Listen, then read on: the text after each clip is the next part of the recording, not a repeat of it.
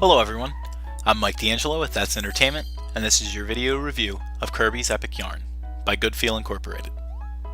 Nintendo has already had a tremendous lineup this year, with titles from Mario and Metroid franchises hitting within the past 6 months. Things continue to look good for the gaming powerhouse thanks to releases for several more of its flagship series. Among them is a quaint and quirky little title called Kirby's Epic Yarn. At first created as a brand new IP, Nintendo and Goodfeel finally agreed that Epic Yarn had all the workings of a Kirby game, and instead made the original hero a sidekick. This isn't the first time they've done this, not even the first Kirby game that they've done this. The developer, working cooperatively with HAL Laboratory, the original creators of Kirby, put a lot of effort into this game. But was the sudden shift to Kirby a fair move, or was it just another way to string fans along? One day, Kirby has a habit of letting his stomach get himself into trouble. One day, while traipsing around aimlessly, he stumbles upon a tomato that looks suspiciously like a Maxim tomato, and eats it. Much to his dismay, this meta-tomato belongs to a terrible sorcerer named Yin Yarn. Angry about his lost fruit, Yin Yarn casts a curse upon Kirby, which sucks him into Yarnland.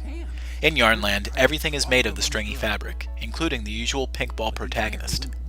Kirby is immediately introduced to Prince Fluff, who becomes smitten by his new friend, and tags along on this new adventure.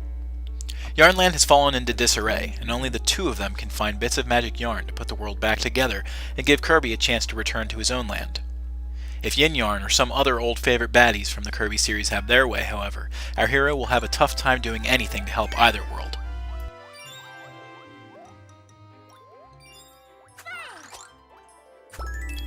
When you play Epic Yarn, you're not going to be blasted by some new experience entirely.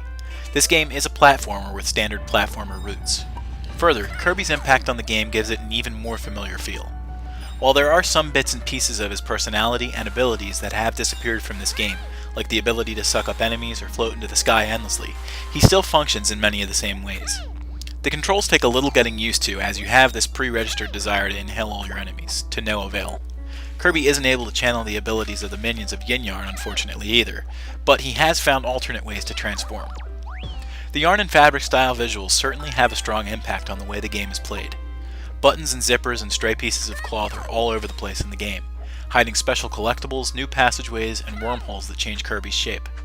There are several things for Kirby to turn into, such as a UFO that lets him suck up bees and enemies, or a mole tank that lets him dig through piles of dust bunnies. There's even a motorcycle transformation that makes it feel like you're playing a level of Excitebike. These transformations feel eerily familiar to another of Nintendo's classics, Yoshi's Island. It channels that same vibe when you make your metamorphosis, and keeps many of the gameplay choices feeling quite fresh. The game is fairly clever with its representation of minions and bosses. Transformed Waddle Dees don't do much by themselves, but with fabric spears and bows and arrows, Kirby is at risk of losing the beads he's collected.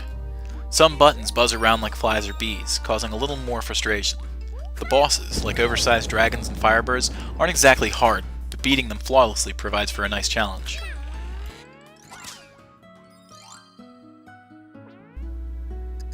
At this point in the Wii's life cycle, we're apt to seeing well-established visuals on our screens.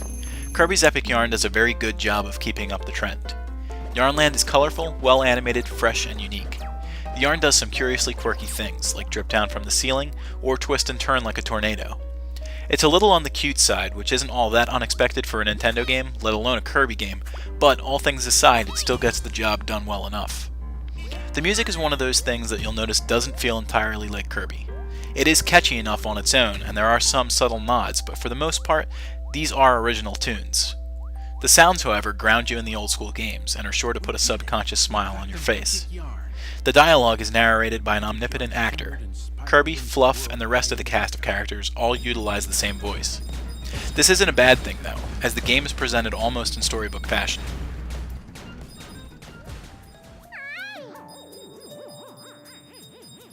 While Epic Yarn is a fairly easy game to survive in, the challenge isn't about whether or not you can live until you reach the game's conclusion.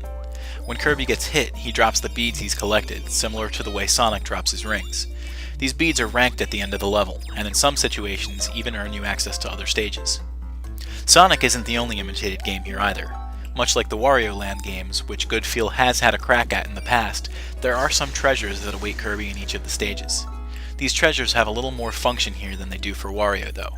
Like stickers, Kirby can place them in certain rooms in the game to entice a tenant, which will end up unlocking mini-games for you to play with your friends. Speaking of which, we've come to yet another game that Epic Yarn emulates fairly well, in New Super Mario Bros. You'll notice I didn't include the Wii suffix on there, because you can only play it 2 players, like the DS counterpart. The second player controls Prince Fluff. It's a fun little distraction from an already entertaining game.